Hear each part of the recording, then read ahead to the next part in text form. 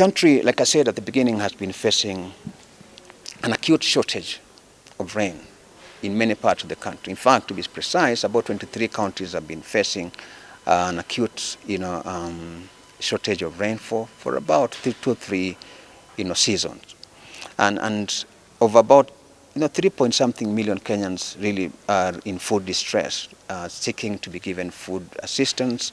And the government has come up with various interventions to be able to alleviate their suffering.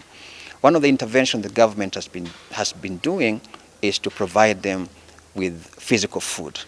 Now, that has gone on over time, and remember, for those who perhaps care to know, is that the government looked at the cost implications of providing physical food, and then it was suspended temporarily, and then it moved on to cash transfer. But then cash transfer also faced a few challenges. One of the challenges that was faced by cash transfer is that to be able to be sent cash on your phone requires your name, your ID card, and your telephone number to be matched or to rhyme with the data that's available with Safaricom. Many of our people would use their names, their ID card, but somebody else's mobile number. And therefore, when money is sent to them, it does not get to them. But at the same time, they're still hungry. So in order to be able to ensure that even as we correct those anomalies, they are fed, then the government decided to reintroduce physical food distribution.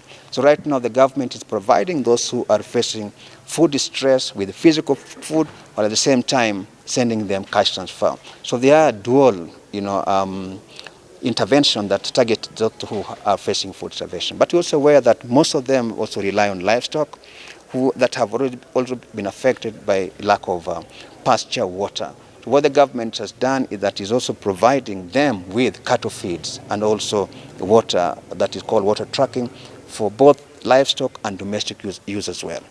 For livestock that are completely worn out, that cannot be able to recover, the government also came up with another intervention called offtake. Now, offtake, there are two types: ground offtake and commercial offtake. The ground offtake is whereby the government buys those very tired animals from the farmer, slaughters the livestock, and gives it back as food ration to the farmer again. The commercial offtake is whereby the government still buys from the farmer, takes it to KMC, and KMC sells it back to the government, which again is given to the farmer as food distribution.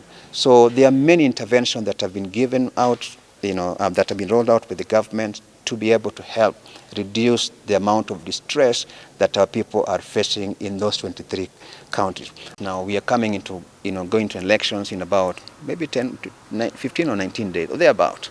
And in a situation like that, there are those who would want, what you can call cheap publicity, publicity that is not aimed on anything that is really, that is not, informed by accurate information.